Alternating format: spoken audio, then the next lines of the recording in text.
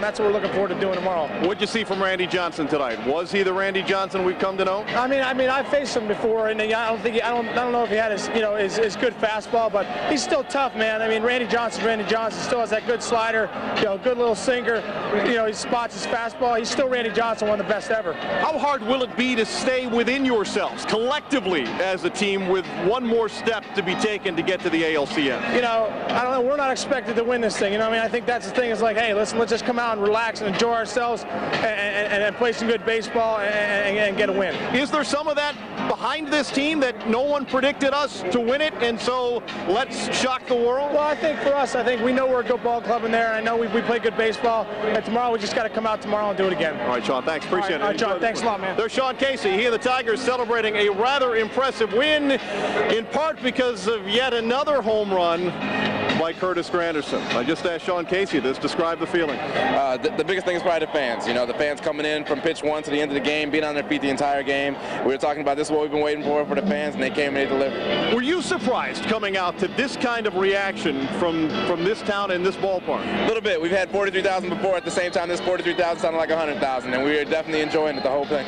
Is it a different place because of what's at stake, especially coming off the sweep in New York City? I think so, especially the fans understand that. They're knowledgeable of it. They know they got a chance to be a part of something big, and they're definitely letting it be known. You owned the Yankees tonight. Are you surprised by that? Definitely. The Yankees have the tradition, have the pitchers, especially Randy Johnson out there, the bullpen. I definitely don't think I own them. I'm just trying to go ahead and just continue to do whatever is asked upon me at each time. Are you more relaxed than perhaps you were in various stages of the regular season? I think so, and I'm surprised. I'm not exactly sure why. I'm just trying to go ahead and keep this game like any other game in the season, relaxing. No matter what, I get a chance to be out here. I've seen some quotes from you that you've sort of changed your approach. Now you're trying to hit to the gaps a little more than you had been. Yeah, trying to stay that way. That way, if I miss, I can go ahead and hit either to the other gap, or I can go ahead and pull and keep the ball fair. All right, I know you have this junk food habit.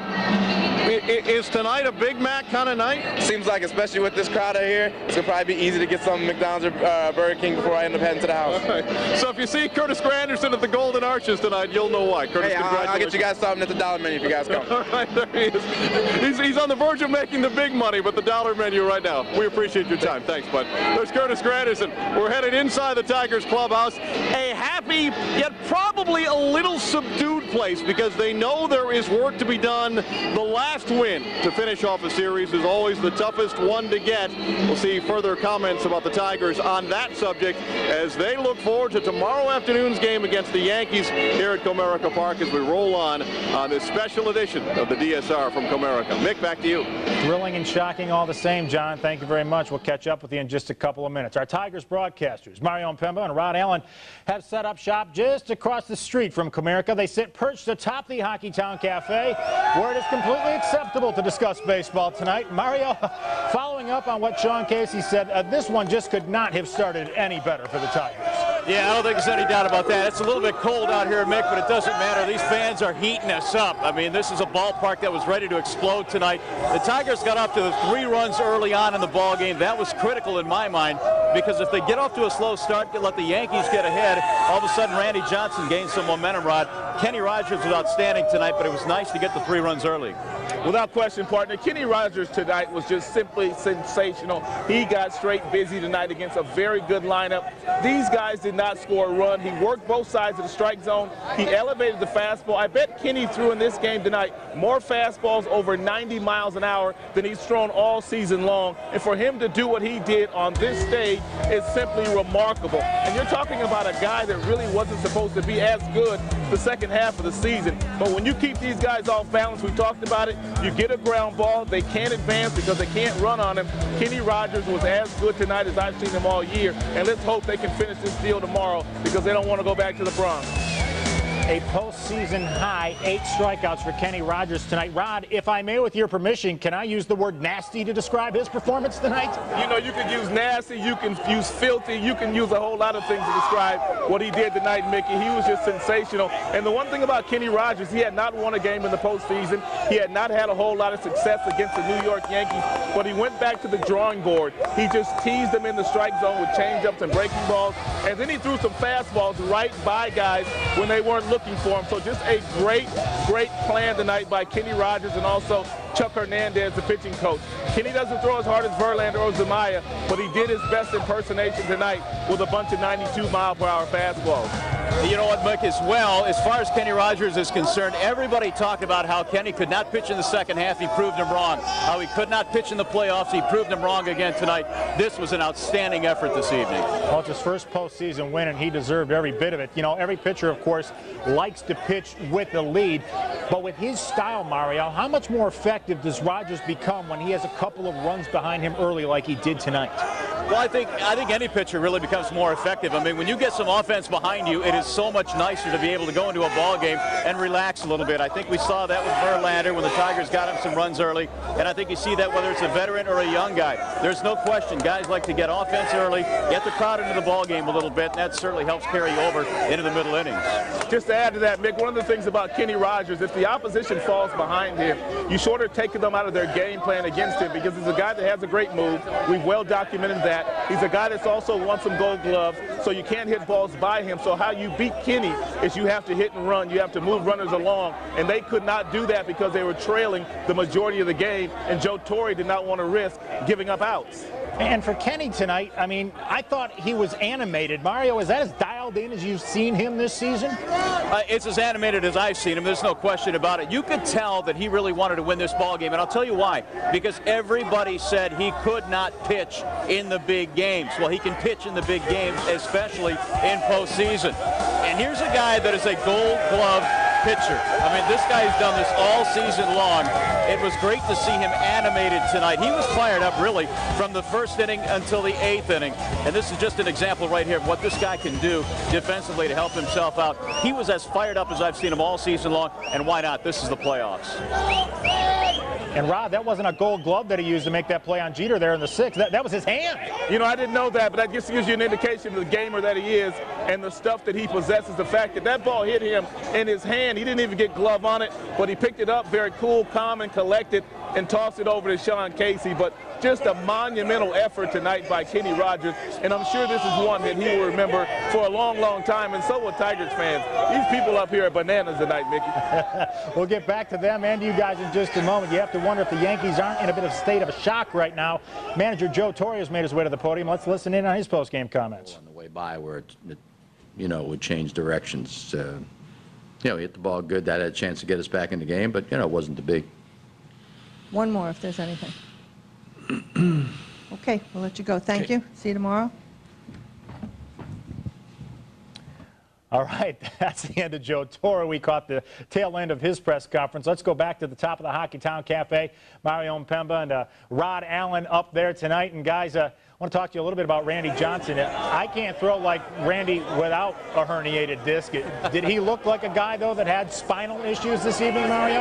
You know, I was kind of surprised. I thought Randy Johnson, with the cooler weather here tonight, would have a lot more trouble than he did. He really didn't pitch all that badly. In fact, Randy Johnson got him into the middle to late innings in this ballgame and kept his team in the game. You heard Sean Casey say he didn't have the fastball that he normally has. The slider is still very good. This is still a quality pitcher. And in my mind, he came out tonight through a pretty good ball game for his team. And when you get Randy Johnson giving up 3 early runs, you figure his team has a chance to get him back into the ball game, especially with this lineup. But the Tigers kept adding on later in the game, and it was really a great win tonight against a great pitcher.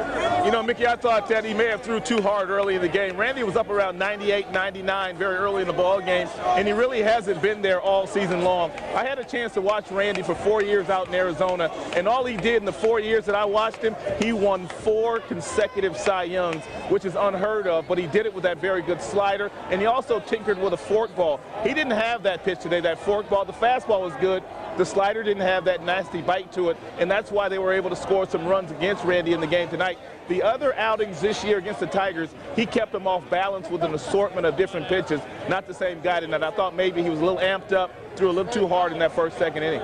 Well, we thought with that bad back he might be vulnerable tonight. The Tigers proved that he indeed was. More with Mario Mpemba and Rod Allen still to come in just a couple of moments. We're also going to go back to Comerica Park and hook up with John Keating standing by inside the Tigers clubhouse. But Kenny Rogers, an ERA around 9, no wins in the second season. Someone forgot to tell Kenny he wasn't so hot in the playoffs. He was smoking tonight. More when we come back. Your Detroit Sports Report is brought to you by Smooth Drinking Busch Light. CMI with Chris. Two starters with a combined age over 80. Exactly a year to the day later, the gambler in the unit blew that record out of the water. 84 years combined on the hill tonight. But Kenny throwing like a spry young chicken this evening. Let's show you the highlights because they were darn good. Let's pick it up in the bottom of the second. One on Sean Casey at the dish, and he squeaks one into right field. Carlos Guillen will come home. Pudge on base, tries to get to third, slides in safely, or did he? Looks like Rodriguez got the tag on him there, but Pudge was ruled safe. Curtis Granderson then follows by hitting a grounder to second. Cano flips to Jeter. They try to turn the double play, but Granderson beats out the throw. Pudge scores 2-0 Tigers. Randy Johnson then tries to pick off Granderson, but the throw by Giambi is high. Granderson slides in under the tag. He's safe at second, and Placido Polanco promptly singles up the middle to score Granderson from second. The Yankees unraveling just a bit. It's 3-0 Tigers. Top of the fifth, Kenny Rogers was mowing, gets Bernie Williams swinging. Then Robinson Cano, you may take your seat, sir. Kenny had 4 Ks through 5. In the sixth, watch out. Derek Jeter with a rocket back to the mound. Kenny in self-defense, able to knock it down and throw out Jeter at first.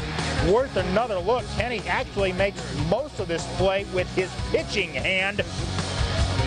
But they give him 4 gold gloves anyways, throw in one gold hand to go with it. Outstanding play. Bottom of the 6th now. 1 on, 1 out. Pudge takes Randy Johnson down the line and left.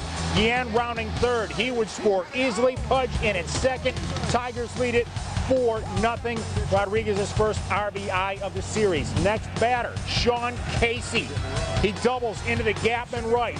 Pudge will come around to score. Casey ends up with a stand-up double. The Tigers lead it 5-0, and Randy Johnson was gone. That was it for the unit. Bottom of the 7th now. Curtis Granderson facing Brian Fruity, and you know what's coming. Out to right is second home run of the postseason. The Tigers lead the Yankees 6-0 in the 7th. What is going on here?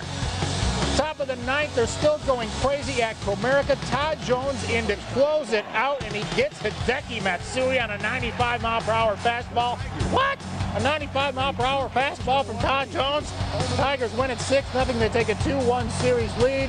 The skipper has to be thrilled with that. He has made his way to the podium. Let's take you to Comerica for his post-game press conference. It just paid off for him. Sometimes you get so keyed up that it works against you.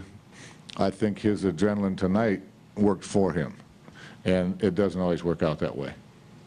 Over here, Jim.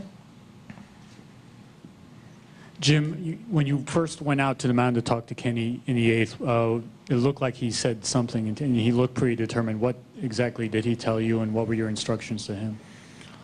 Well, I don't know if I can say that in public, but he said that, you know, he felt that he was fine, and that he could get Abreu. You know, we had some conversation about maybe starting the inning with Walker before to get Damon and then go to Zamaya, but we just felt when he got Damon out like he did, we were going to let him go a little bit longer, and he felt total confident that he could get him, and I felt that certainly he deserved that shot. I thought he was sharp enough to still do it, but I did know he was getting a little bit tired. But at his age, you're entitled to that. Said we're going to keep this moving and keep it short. We'll take 2 more if there's anything over there. Wait, here's the microphone, please.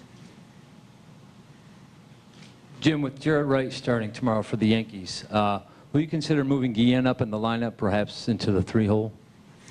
Casey will be hitting third, and Granderson will be hitting first. We'll go back to our lineup that you saw in New York, and it's not going to be an easy task for us. I happen to be involved in another big game that Jarrett Wright pitched in, Game 7 of the 1997 World Series, and he was lights out. So we're going to have our hands full. We know that. And, you know, hopefully, I think the big key for us tomorrow will be Bonderman's performance. Can I follow up and ask why not Guillen in the 3-hole instead of Casey? Why not 3-hole? Well, I haven't done that all year, and I'm not going to. That's one thing I haven't done. Carlos has been in the 5-hole. I tinker around a little bit way up top, and I tinker around late to try to get, once in a while, depending on who's pitching, which is what I did tonight, and it really didn't work. You know, I put Monroe and Timms up there, hoping maybe they'd come up one more time around, and maybe one of them would have a chance to run into one. That's why we sent Polanco twice in a row on the steal. I figured Timms had 2 strikes on him. We'll take a chance if they pick him off. So what? Timms will start fresh and maybe run into one. So it's sometimes you do stuff that works and sometimes you do stuff that doesn't work. Last one, Jim. Michael? Jim, the Yankees haven't scored for 14 consecutive innings. As good as your pitching can be, doesn't that sort of exceed reasonable expectations? Why'd you have to bring that up? Well, yeah, obviously we made some good pitches, and I think as the game went on, the Yankees, in my opinion, are the most patient hitting team in baseball, and it's also one of the reasons they're the best hitting team. As the game went on tonight and we added on a couple runs, it was really the first time that they became a little impatient. But I can promise you that won't happen tomorrow. It'll be a whole new chapter tomorrow. So it was just one of those nights where, you know, maybe toward the end they got a little frustrated, but that will not happen at the beginning of tomorrow's game. I can promise you that. Thank you, Jim. Sure. Kenny should be here in just a minute.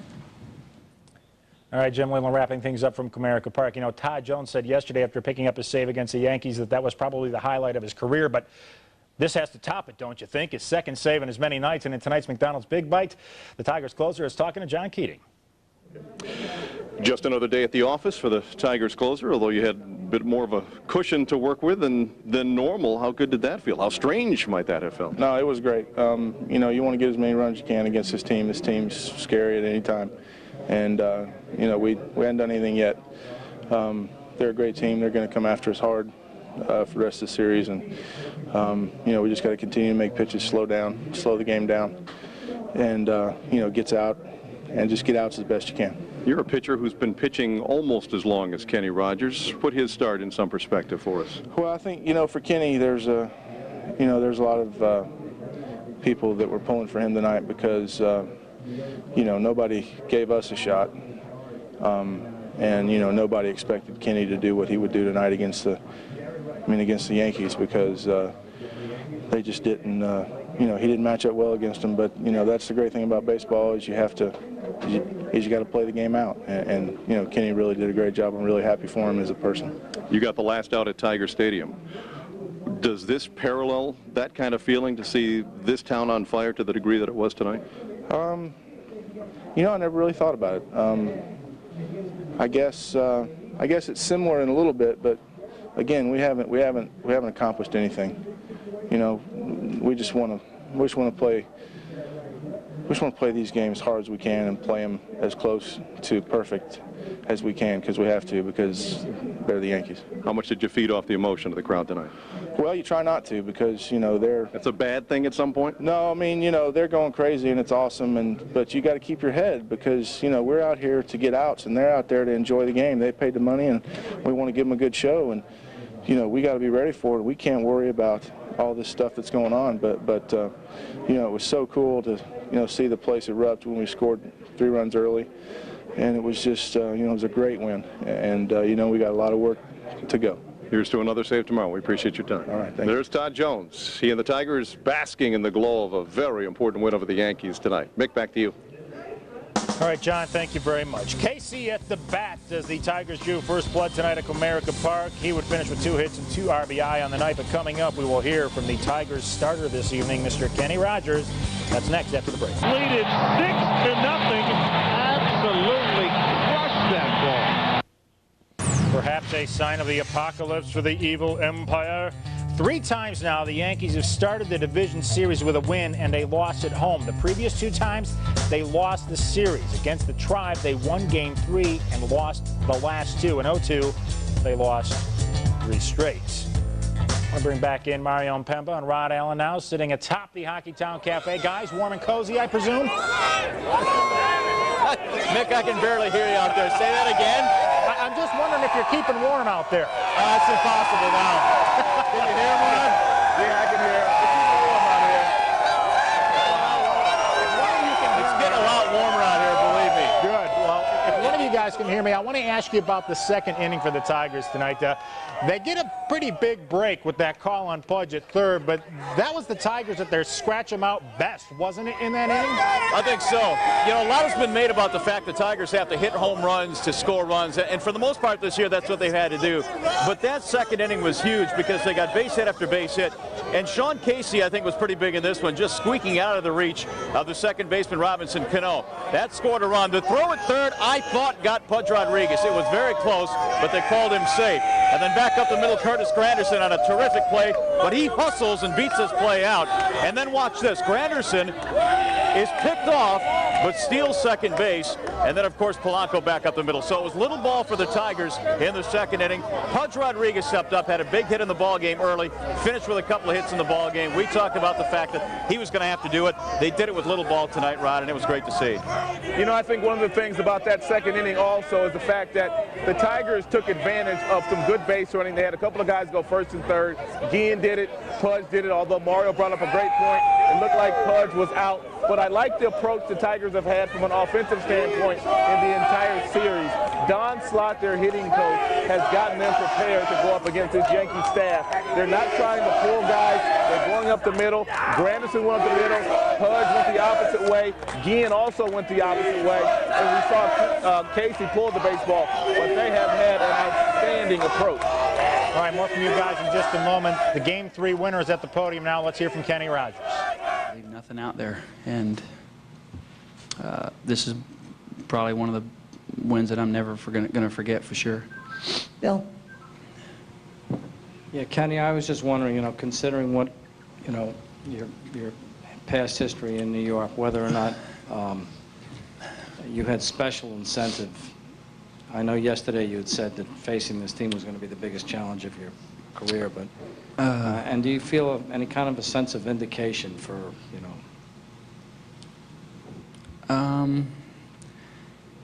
Well, I think I'd known that was something I hadn't done. I hadn't beaten them for sure. I guess if I was going to look for a worse matchup for me, this was it.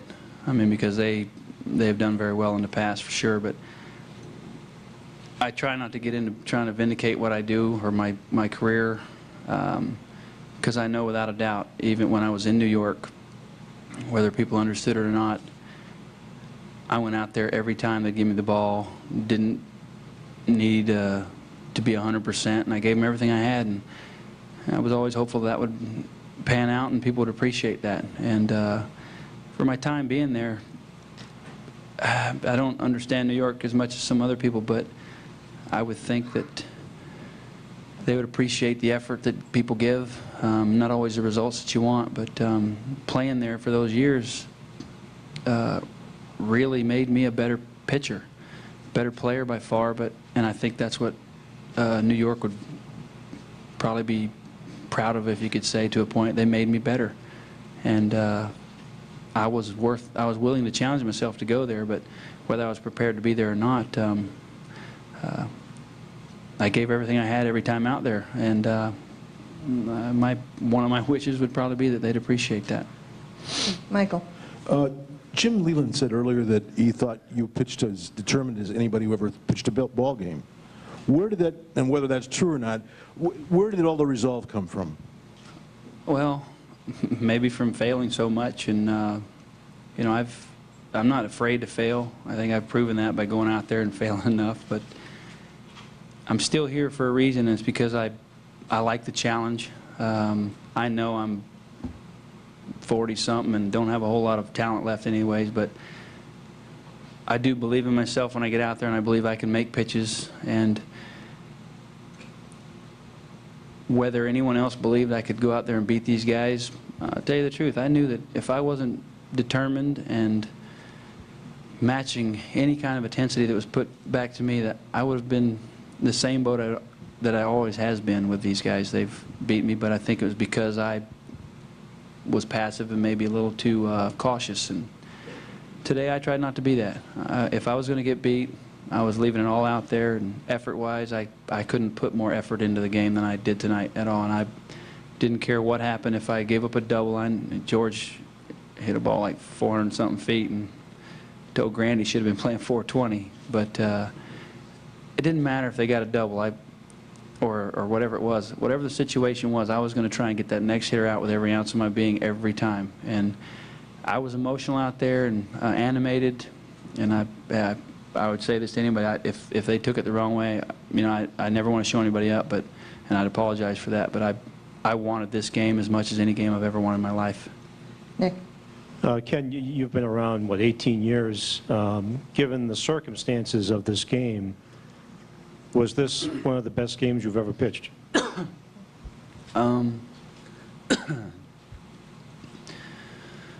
With all the distractions that were out there and all the history, if you want to say, I think overcoming all those obstacles and those distractions, I would say probably so, with all, for the main part, facing that lineup. I mean, it is without a doubt as difficult a lineup to face, because it doesn't matter what inning you're pitching in or what hitter you're facing, they all are premium hitters and can hit the ball out of the park. They can hit any pitch you throw, and that to me is a rewarding thing at this stage of my career, to know that I can go out there and compete with that type of team.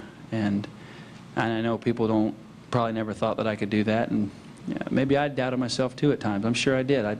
I get nervous before every game. If you want to say scared a little bit, yeah, I do. But as soon as I stop being nervous or not excited about being here, I'm gone. But I still get them. I still get the butterflies. I still get the nerves. And I know that that's something that drives me to go out there and prove people wrong to a point, but also to meet up the challenges that are put in front of me. Last question, Kenny, over there. You said you wanted to be a different guy. Can you compare the guy that you were in the past with the guy that you were tonight? Well, in the past, I tried to pitch my way through lineups like this. That New York's always have. They've always had a really good lineup, but I try to pitch my way through guys and hit spots, change speeds to a certain extent. And today, I let myself know that I wasn't going to be as much of a pitcher.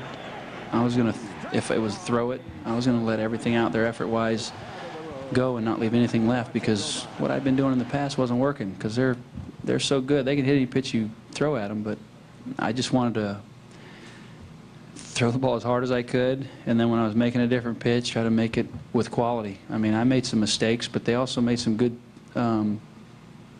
pieces of hitting. Derek hit a ball that was up and in for the double in the first inning, and then he almost knocked my face off. But he's a great player, and I love watching him. But every one of those guys, I respect every one of them, and that may be why I was so intense and so emotional out there, because I know just how much damage they can do in a short period of time. And I'm very fortunate to still be here, but to beat a lineup like that, I'm proud of it, but it's satisfying. Thank you, Kenny. I'm going to let Curtis and Sean get up here and take a few. Come on, Joe. He should be proud. There are not enough superlatives to describe his performance tonight. From Kenny Rogers, we go back into the Tigers clubhouse. John Keating standing by with Maglio Ordonez. Mick, thanks. It's a pretty quiet Tigers clubhouse. Nobody's celebrating quite yet, are they, Max? No, we had one more or two games to go, and we had to be focused tomorrow and try to take that one, the game. Could you have imagined anything going better than it did tonight? No, you know, Kenny threw a beautiful game. You know, I have to give a lot of credit to him, and you know, and we swing the ball really good, and you know, when you face a guy like Randy Johnson, you know, it's really tough, and we take advantage earlier, and you know, Kenny take care of job, you know, take care of business. What did you see from Randy Johnson tonight? I mean, he was good. You know, he was sharp, and you know, we swing the ball really good, and like I say, Kenny take care of business. You know. Max, thanks. We appreciate it. Here's Maglio Ordonez. More from the Tigers clubhouse as we roll on. Mick, back to you. All right, we heard from them once already, but they're worthy of an encore performance. Sean Casey and Curtis Granderson have made their way to the podium. Let's take you there now. At the end of the game, they were on their feet for the entire game, and we've had 43,000 before, but this was totally different. It seemed like there was 100,000 people out there, and it got to the point where we couldn't hear anything. That's exactly where we wanted it to be. We need that extra 10th man out there, so we enjoyed it. Want to add anything, Sean? Or? Just the atmosphere was awesome. I mean, we knew, you know, getting the split in New York and coming back here to Detroit, that the fans were going to be fired up, and they were tonight. And it was a big lift for us. Way in the back again. And Sean, could you talk about what it's going to take tomorrow and how important it'd be to to close the Yankees out tomorrow? Well, I mean, you know, Bondo's, you know, looking forward to coming out here tomorrow. We need to get a good effort from him, and just a really good, you know, we all have to be ready to go again tomorrow. I mean, you know, we really haven't finished anything yet. We had a 2-1 lead, but that doesn't mean anything. We got to come out tomorrow and play good baseball and hopefully get a win. Who else? Joe? A question for Kurt. You mentioned the 100,000 people it felt like and all the energy. Jim was worried before the game that you guys might be too keyed up by that. Did you have to check yourself, and how did you do it? I remember a lot of people saying, you know, they're going to take a step back because they know the momentum from the crowd, and then themselves being here in Comerica Park for the first game here was going to step their game up a little bit. So I think everybody stepped back a little bit and it kind of evened everything out. And then there was moments where I know guys definitely up a little bit more than they wanted to be. At the same time, I'd rather be a little bit up and be able to tone it down versus not being able to get up at all. For either of you guys, you know, the team manufacturing a lot of runs tonight, a lot of 2-out hits. Can you just talk about that, you know, in contrast to maybe during the year, relying on the homer a lot more? Well, for us, it was, you know, big kind of manufacturing some runs, a couple two-out hits, and, you know, it was just, we played some good baseball tonight. I think seeing how Kenny was pitching early on, we knew if we got a few runs that, you know, we would have a good chance of winning tonight. Anything else for either? Okay. Thank you both very much. Thank you. That concludes the interview room for tonight. Times for tomorrow. 4 RBI between both of those guys, and this guy had one himself. Apparently all Pudge needed was a little Motor City mojo. The Hall of Fame catcher finally got off the postseason schneid. We'll chat with Ivan Rodriguez next. Next week on the best damn sports show, period. Get those RBI tonight. Pudge talked about his night with John Keating in tonight's Fox Focus. 2 hits for the Tigers all-star catcher in this one. Congratulations to Pudge Rodriguez. How big was this win for your team, putting the Yankees a game down, knowing next one's in your ballpark? Well, it's big. I mean, when you start a home series against a team like the Yankees, you know, with that lineup, with that superstar lineup they have, and check out that lineup, you know, 6-0. It's awesome, and play in front of, you know, 50,000 people screaming and cheering for us, you know, the whole night. It's awesome, and this is a big win. You know, we need to get this win, and we did it. And now what we got to do is just focus on tomorrow, do the things that we need to do, and just do the same thing that we do tonight. If we do that tomorrow, we're going to be fine. Kenny's been good. Was this as good as you've seen him? Yeah, I think it's the best for me, you know, best performance that he got all year. I think, you know, I see Kenny, you know, throwing 92, 93 mile fastball today. I never see him throwing 92 to 93 this year. But Kenny was fired up. I mean, he didn't miss anything. He just locates, change the breaking ball, the fastball, the sinkers. I mean, you name it. Everything was perfect. So, I mean, when you shut up a team like that, you know, when you throw 7 in 2/3 innings with no run, and just barely a few hits, you know, against that superstar lineup. I mean, that's been something. You got going with a couple of hits tonight. How much did you feed off the 49,000 people here? Oh, it was good. I mean, that's the way it is. You know, they pitched me great in New York. You know, I was a little jumping, but that's what I'm saying. That's what I always say. That baseball is fun. This is the best sport.